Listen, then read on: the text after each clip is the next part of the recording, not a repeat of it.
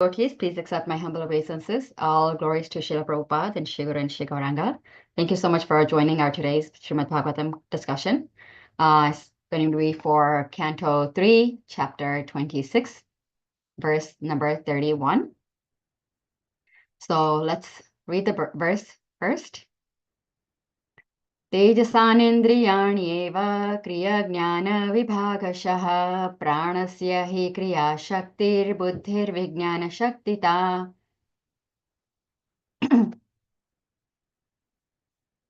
Synonyms.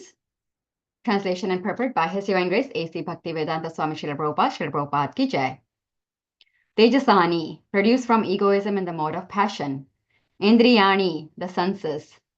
Eva, certainly. Kriya, action. Jnana, knowledge. Vibhagashaha, according to. Pranasya, of the vital energy. He, indeed. Kriya Shaktihi, the senses of action. Buddhihe, of the intelligence. Vijnana Shaktita, the senses for acquiring knowledge. Translation. Egoism in the mode of passion produces two kinds of senses, the senses for acquiring knowledge and the senses of action. The senses of action depend on the vital energy, and the senses for acquiring knowledge depend on intelligence. Purport. It has been explained in the previous verses that mind is the product of ego in goodness, and that the function of the mind is acceptance and rejection according to desire. But here, intelligence is said to be the product of ego in the passion. That is the distinction between mind and intelligence. Mind is a product of egoism in goodness, and intelligence is a product of egoism in passion. The desire to accept something and reject something is a very important factor of the mind. Since mind is a product of the mode of goodness, if it is fixed upon the Lord of the mind, Aniruddha, then the mind can be changed to Krishna consciousness. It is stated by Narottama Das Thakur that we always have desires. Desires cannot be stopped. But if we transfer our desires to please the Supreme Personality of Godhead, that is the perfection of life. As soon as the desire is transferred to lording it over material nature, it becomes contaminated by matter. Desire has to be purified. In the beginning, this purification process has to be carried out by the order of the spiritual master, since the spiritual master knows how the disciples' desires can be transformed into Krishna consciousness. As far as intelligence is concerned, it is clearly stated here that it is a product of egoism in passion. By practice, one comes to the point of the mode of goodness. And by surrendering or fixing the mind upon the Supreme Personality of Godhead, one becomes a very great personality, or Mahatma. In Bhagavad Gita, it is clearly said, Samahatma Sudurlabhaha. Such a great soul is very rare. In this verse, it is clear that both kinds of senses, the senses for acquiring knowledge and the senses for action, are products of egoism in the mode of passion. And because the sense organs for activity and for acquiring knowledge require energy, the vital energy or life energy is also produced by egoism in the mode of passion.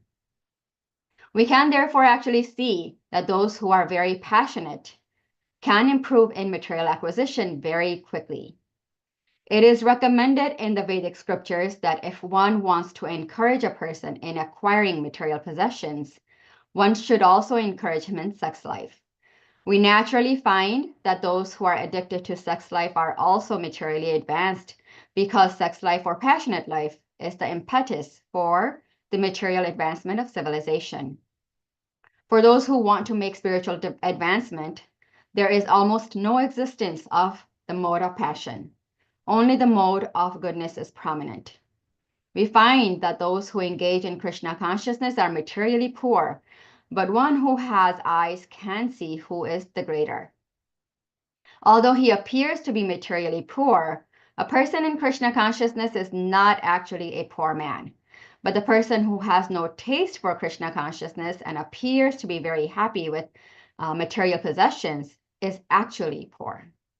Persons infatuated by material consciousness are very intelligent in discovering things for material comforts, but they have no access to understanding the spirit soul and spiritual life. Therefore, if anyone wants to advance in spiritual life, he has to come back to the platform of purified desire, the purified desire for devotional service. As stated in the Narada Pancharatra, engagement in the service of the Lord when the senses are purified in Krishna consciousness is called pure devotion.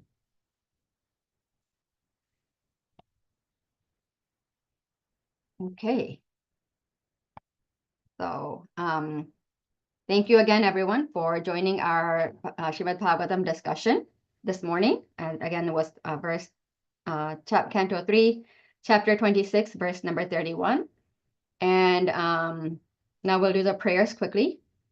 Om Ajnanatimirandhasya Jnananjana Shalakaya Chakshurun Militam Yena Tasmai Shri Guruve Namaha Shri Chaitanya Manobhishtam Sthapitam Yena Bhutale Swayam Rupa Kada Mahyam Dadati Swapadantikam Vandeham Shri Guru Shri Yuta Padakamalam Shri Gurun Vaishnavamscha Shri Rupam Sagrajatam Sahagana Raghunathanvitam Tam Sajivam Sadvaitam Savadhutam Parijana Sahitam Krishna Chaitanya Devam Shri Radha Krishna Padan Sahagana Lalita Shri Vishakhanvitamscha He Krishna Karuna Sindhu Dinabandhu Jagatpate Gopesha Gopika Kanta Radha Kanta Namostute तप्त कांचन गौरांगी राधे वृंदावनेश्वरी वृषभानुसुते देवी प्रणमामि हरिप्रिये वाञ्छाकल्पतरुभ्यश्च कृपा सिन्धुभ्य एव च पतितानां पावनेभ्यो वैष्णवेभ्यो नमो नमः जय श्री कृष्ण चैतन्य प्रभु नित्यानंद श्री अद्वैत गदाधर शिवासादि गौर भक्तवृंद हरे Krishna Krishna Krishna Hare Hare Hare Ram Ram Ram Hare Hare Hare Krishna. So, Prabhupada has really explained the verse very nicely in the translation itself. So I won't be really going into the depth of the verse, but we'll try to cover a little more understanding from what this prana energy and the intelligence is and how these two senses develop. So the jnanendriyas and the karmendriyas. So Lord Kapila in this text is, or in this section is explaining the Sankhya philosophy to Mother Devahuti. And this particular section is talking about creation. There's definitely a lot of technicality in this section, so I'll try my best to state that, as I have learned with my limited intelligence in preparing for the class. And of course, Srimad Bhagavatam is the topmost scripture, Malam Puranam, so it's very pure. And I am not qualified at all to discuss this subject matter, but for my purification and also to serve the Vaishnavas, I have taken up this service. So we've had many great speakers leading the discussion on this section earlier, where we had discussed the functions of the mind, intelligence, and false ego, and of course in its Mahatattva and so forth. So this verse is talking about the egoism in the mode of passion, or this rajasic ahankara. And it evolves from this Mahatattva, which is the cosmic intelligence. And then ahankara then evolves in three different ways, depending on the three gunas that we associate with, which are the sattva guna, rajoguna, and tamoguna, or the mode of goodness, passion, and ignorance. And in the mode of passion, ego gives rise to activity and interaction. So the doing something. And this principle manifests as the indriyas or the senses. So these indriyas or senses, they facilitate the soul's engagement with the external world. And Prabhupada states that there are two types of senses, which are called jnanendriyas, or the knowledge acquiring senses, which are, again, the ear, skin, eyes, tongue, and nose. And they actually depend on intelligence. I'm going to repeat that again. So the jnanendriyas, they depend on intelligence. And the karmendriyas, or the working senses, which are, again, speech, hands, feet, anus, and genitals, they depend on the prana or the vital energy for their operation. So this prana, it enables action because we can think of it as a force. It's a force inside of us. And that is, again, Krishna's energy. So Krishna has all these different energies, and this prana is one of the other energies, which, is a force within us that makes us want to do something. However, with just the prana, so just the force, and no intelligence, so no buddhi, this action that we perform, it lacks direction or purpose. So because we can compare intelligence as a guide. So on the contrary, only intelligence. So if it's only intelligence, it provides the insight to something. But then without the force, the driving force, or without prana, this insight cannot manifest in the world, or it cannot be expressed through action. So for example, an example I was thinking about this is that when we speak, which is the karmendriya function, prana must animate the vocal organs. But to speak meaningfully, we also require intelligence because it guides us on what to say and when to say and how to say. So that intelligence is that subtle element that drives these actions that we do. So if the prana is disturbed or agitated, or on which the karmendriyas or working senses depend upon, then that leads to a lot of restlessness, and it clouds the intelligence. So inner harmony, our inner harmony depends on balancing this vital energy, or this prana shakti, or the force, and the clarity or intelligence. And you'll see that in the beginning, in our spiritual life, we can see that we have so much prana, this energy and this force to do something. It's very dominating in the beginning. But then as the intelligence really matures, based on different reflections that we have and discipline that we do, then it begins to govern this prana. And basically, so initially prana is dominating, and then after we really come through to the real intelligence with using our intelligence by reading shastras and everything, and discipline, then that intelligence governs the prana, or this active energy within us. So ultimately, mastery in both, so mastery in prana and intelligence, allows the person to transcend the ego and experience ourselves as we are.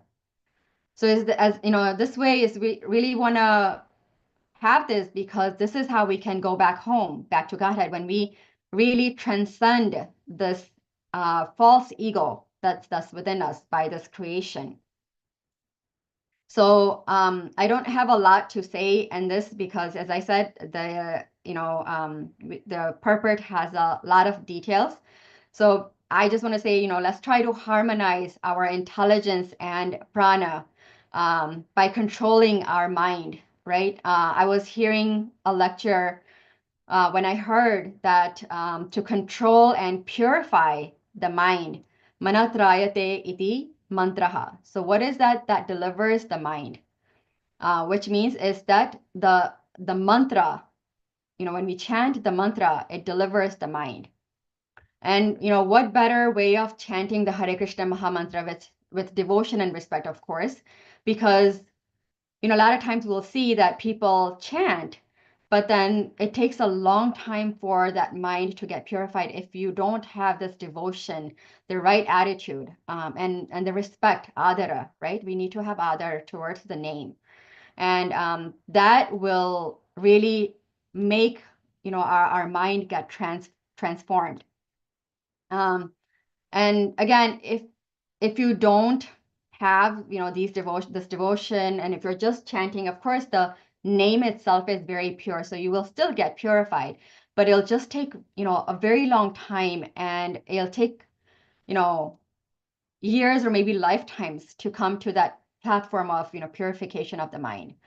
And of course, we understand from our previous, discussions that mind is the product of egoism in mode of goodness, right? So that's why there is this meditation aspect. The mind's job is to meditate based on desires. And, when we have these desires, we have to, and Prabhupada says in the purport that these desires is something that we cannot stop. But instead of stopping that desire for anything, we need to, divert that desire in serving the Lord, right? So that is what we need to do to purify the mind. Because again, I found this really interesting. And when I first heard this, that mind is a product of ego in mode of goodness, it was really mind-boggling, because we always hear mind is a monkey mind, and it just jumps from one thing to another, one branch to another, and it's described as the drunken monkey who's been bitten by a scorpion. How crazy it is, right? But it's actually, a product of mode of goodness. So that's why we always contemplate. If you notice, the mind's always contemplating on something. And that contemplation is something that we have this choice, whether we want to contemplate on something good or bad. And in the purport, Prabhupada states that contemplation should be on the Aniruddha, which is the deity of the mind, and of course, Lord Krishna. When we have that contemplation, then eventually, slowly and gradually, our mind can become on the platform of goodness, and can, think in the proper way. Then to purify our intelligence, I was hearing, is, we must analytically and systematically study the scriptures. So this really helps with our discrimination power, because when we start seeing, we start seeing things with Shastra Chakshu, in its right perspective, rather than, having some selfish motivation. There's some, small selfish motivation that we have, which makes our intelligence go in the right way or in the wrong way. So we really need to help bring this and strengthen this intelligence to come on top. And that is by, always reading and analyzing and systematically, discussing the scriptures. And then another way to purify our false ego, one way is to really understand this vital energy and this intelligence, right? We need to, both of them. But another way is also that I was hearing is to serve the Vaishnavas. So we've seen that all of us are, very different in our behaviors, in our, progression of Krishna consciousness. Everything is there, right? But when we serve each other in some capacity, we really understand that, oh my gosh, this devotee I thought was a great devotee, but now this person is, saying in these ways or these things. So there may be some disagreements, but rather than judging that other devotee, we need to understand that both of us are choosing Krishna consciousness path versus something else, right? It's a matter of time that some of our anarthas will get purified. That's not only from the other devotee, but also myself. I was hearing something, again, by His Grace Amoghila Prabhu. And it's like, we should think when we, see faults in someone else, we should think of that as the needle hole. When we have the needle and there's a small hole in there. So yeah, that's the fault in the other person. But we're like the channi. Channi means like the strainer. Strainer has so many faults. So when we start seeing faults in other people, we should start seeing that we are like, that person is just having small fault. We have a lot of fault in us. So when we have this kind of understanding, and we continue to serve the Vaishnava, then you'll see that Krishna's mercy, Krishna's mercy is always there, but we need to have the right patra, or right way to see this thing, see the mercy, and hold the mercy, right? Like Niagara Falls, there's so much water, but if you just take one little cup to get the water, you're only going to get the cup filled with water. But if we take the big tanker, water tanker or something to fill that, then the water is always there, right? In both cases. But then we have a bigger patra. The tanker is a bigger patra. So we need to understand this so that we can see and hold the mercy of the Lord. And the last thing that I want to mention is that I was hearing His Holiness Romapad Maharaj's lecture on this particular verse. And what I found really interesting is, just learning this Sankhya philosophy is the impetus for bhakti. So he said that, this learning of Sankhya philosophy, it lends support to bhakti. But if you do not do bhakti or devotional service, then and you just learn this philosophy, then it is very, it's not effective. So it's very ineffective. He said that, just with the knowledge without the bhakti, it can even lead one to become an impersonalist. So along with learning, this section, this section is all about the creation. We must also continue the devotional service. And let's try to, purify our false ego by engaging our jnanendriyas to serve the Lord and Vaishnavas, for whereby our karmendriyas also get purified. So these were some of the points that I wanted to just touch upon. And I wanted to share, of course, this is a very technical section for me to understand. So, please forgive me if I have misspoken something. At this time, I would like to ask if there are any, points of discussion, corrections, or any reflections that anyone may want to share. Thank you. Hare Krishna.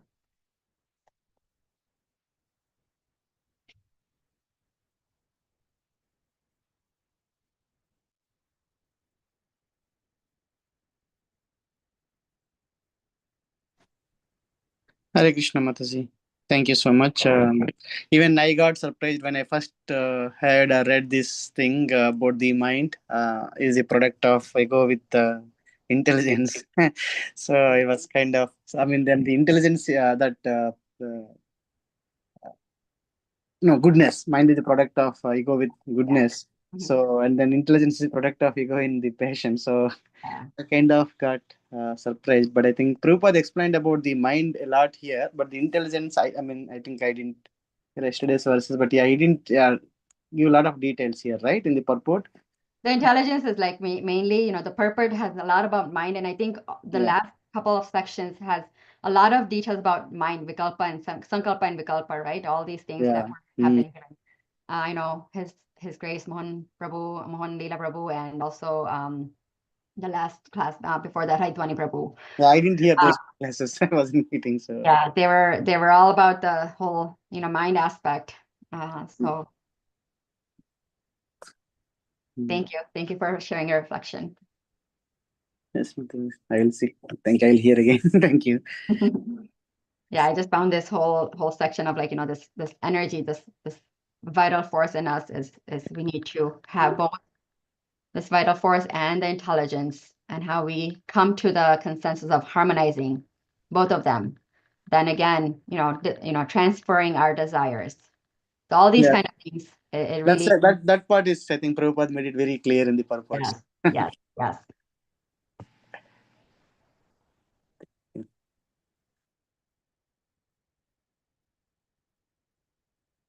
Okay, if there's no more other discussion, we can end the call. Again, I'm so sorry if I misspoke something. Please forgive me. Vancha kalpatarubhyascha kripa sindhubhya eva cha patitanam pavanebhyo vaishnavebhyo namo namaha. Anandakoti Vaishnavrinda ki jai. Shri Prabhupada ki jai. Srimad Bhagavatam ki jai. Hare Krishna. Hare Krishna.